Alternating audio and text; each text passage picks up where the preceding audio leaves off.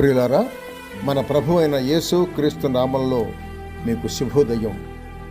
ఆయనను గూర్చి అనుదిన ఆత్మీయ ఆహారం, ఫిబ్రవరి 10 సోమవారం.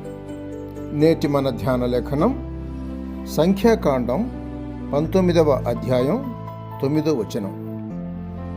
ఆ పెయ్య యొక్క భస్మమును పోగుచేసి పాలెము వెలుపటను పవిత్ర స్థలమందు ఉంచవలెను. వ్యాఖ్యానాంశం పవిత్రులనుగా చేయునది. వ్యాఖ్యానాంశం పవిత్రులనుగా చేయునది. వ్యాఖ్యానం: ఆవు దూడ బూడిదను మైలపడిన వారి మీద చల్లుట చేత ఒక విధమైన శుద్ధి కలిగినట్టు దీనిలో నేర్చుకుంటున్నాం. శవము, సమాధి, ఎముక అను వీటి వలన పాత భక్తులకు ఈ అశుద్ధి కలుగుట కద్దు. దేవుని పిల్లలు మిక్కిలి పవిత్రులని, తమ్మును తాము పవిత్రులుగా కాపాడుకొనవలనని దీని అర్థం. మైల పడితే పరిహారం కొరకు భస్మం తయారుగా ఉన్నది. దీని అంతటిలో కూడా క్రీస్తు అగపడుతున్నాడు. చావే మనలను అపవిత్రపరిచేది. శరీరానుసారమైన మనసే చావు అని రోమియోలకు రాసిన పత్రిక 8వ అధ్యాయం 6వ వచనంలో వ్రాయబడి ఉంది.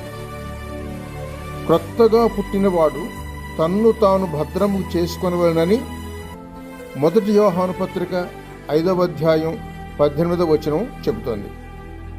అయినా అజాగ్రత్త చేత ఏమైనా తగిలినా భస్మం ఇప్పుడు లేదు, కానీ క్రీస్తు రక్తమే సంసిద్ధంగా ఉంది. వెలుగులో నడిచే కొలది ఆ రక్తం భక్తుని ప్రతి పాపము నుండి పవిత్రపరచును. అయితే ఆయన వెలుగులోనున్న ప్రకారము మనమును వెలుగులో నడిచిన ఎడల మనము అన్యోన్య సహవాసము గలవారమై ఉందుము. అప్పుడు ఆయన కుమారుడైన యేసు రక్తము ప్రతి పాపము నుండి మనలను పవిత్రులుగా చేయును. యోహాను రాసిన 1వ పత్రిక 1వ అధ్యాయం 7వ వచనం చూడండి.